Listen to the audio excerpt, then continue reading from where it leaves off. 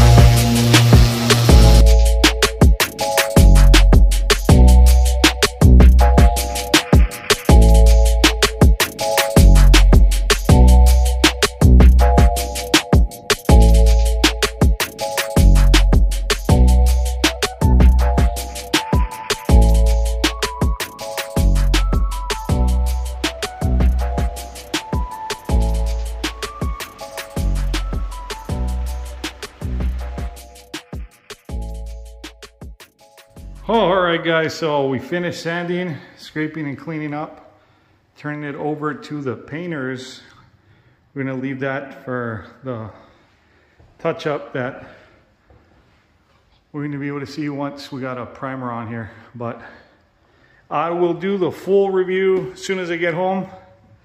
I was going to do it here, have the guys filming, but we just ran out of time and those black clouds are coming this way. It's going to get poured. It's been pouring lately, so I want to get out of here before it starts raining. But let's do a quick shot right here. Plaster's 100%. And in here, level 5. Yeah, overall it came out super good. Really happy with the purchase. I'll go in depth and let you know what worked for us, what didn't. But yeah, came out clean. All right guys, aloha. Hey, what's up guys? So I'm here at home. Long day today. We sanded everything nice and dusty. But yeah, so pretty much I'm gonna go through a breakdown of the Mark IV, what worked for us, what we did, the process and all that. First off, when you get the rig, you're gonna want to prime it. It primes just like any paint sprayer. So you're going to want to run some water through it to lubricate everything, lubricate the hose, make sure the pump. It's super good because it has a feature where the pump starts off slow. And that's going to be super important, that it's not just like from the beginning. So it's going to prolong the life, and it's going to just cause a lot less wear and tear. So yeah, we primed it, lubricated everything first. As far as mud goes, we used USG +3. Here on island, that's pretty much the only thing that's available. And honestly, that's all I know. That's all I've ever used. And it works for us. So we used +3. We thinned it out quite a bit. I added about, I want to say maybe 3-4 liters of water for the sample spray, being that I wasn't sure how thick the mud the machine could handle and whatnot. But I thinned out the first spray fairly thin. So what I did in this house is we got it ready for level 4, and I sprayed everything one time. I kind of just missed it. I didn't really stay too long. So I kind of just practiced, played with it a little bit. The house that we were working on, it's a ADU, so it's pretty small. It's only a 1-bedroom, 2-bathroom, living room, kitchen, but there's like almost 400 feet of no coat. So it's small, but it's super irritating. A lot of intricate details. So yeah, I sprayed it. It sprayed in under, I want to say, it took about 2.5 hours to spray. Super fast. It would have been way longer if we tried rolling it and then pulling it by hand, which is the usual process. Normally what we would do is just roll on the mud and then wipe it down. Have a guy, probably 2 guys, 1 guy on the bottom, 1 guy on top, wiping stuff down. But anyways, sprayed everything, let it dry for about a day or 2. The following day when we came back, I noticed that there was a lot of shrinkage going on all the screw heads. So I attribute that to all the added moisture from the mud and everything that we sprayed. So the second time around, what I did was I used a bigger, wider tip, and I made the mud consistency a little bit harder. So I added less water, just to play around with it and see how that would spray. So when I sprayed it the second time around using the wider tip, I'll put it in the descriptions. I can't remember the tip numbers off of the top of my head, but I actually ended up reverting back to the tip I used the first time around, where the fan spray was a little bit smaller, just because I felt since the mud was a little bit thicker, I would get a fuller spray since it didn't have to spread out that much. But anyways, the second time around, it was a lot easier, you know, getting it out there, and then we sprayed it. So what we did today was we let it sit for 2 days, being that it's been raining nonstop. We went in today and we just buffed it out with the Merca and then hand sanded, and it worked out perfect. We didn't wipe down any of the spray once, so I just sprayed it, let it dry, sprayed it again, and then we sanded everything down. The Merca did a great job on knocking down all the heavy stuff, and then we just light checked everything by hand, which is what we normally do. So overall, I want to say in this job alone, as far as labor goes, I want to say we saved about $1,000 to about I want to say maybe $1,000 to about $1,500 worth of labor costs that the rig pretty much took care of.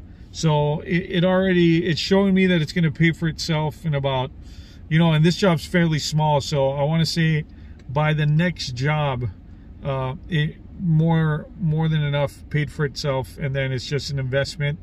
But yeah, it's a pretty hefty investment. I'm not gonna lie to you.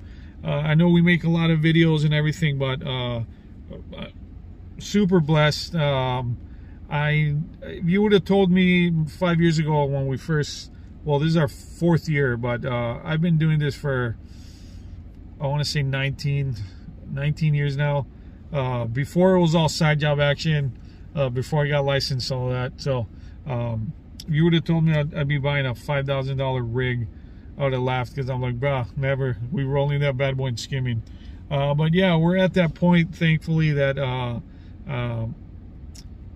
could invest that money into the company, and yeah, it's going to produce. So if you're kind of thinking about getting one, and you want to get a better idea of what it entails, I strongly suggest that if you do a lot of level 5, we don't do too much, so the Mark IV works for us. But if you do a lot of level 5, a lot of commercial, and you want to save some time and be a little bit more productive, then I strongly suggest maybe the Mark V. I can't really say as far as durability goes, being that we've only had it for such a short time, but I'm pretty impressed with it so far. And I guess it's just about maintenance. So what we did after the cleanup is fairly easy. All you do is you purge the machine with water, a clean bucket of water, until the water comes out clear, and then you put some armor, pump armor into it. It's that blue liquid that's poisonous. You pretty much just put it, run it through the machine until it comes out the prime valve, and just store it. And that's going to help lubricate all the internal components of the pump. And you know, if you're not going to use it for a month, 2 months, pretty much what we're going to do, we're not, you know, I'm only going to use it for mud. I'm not going to use it for paint,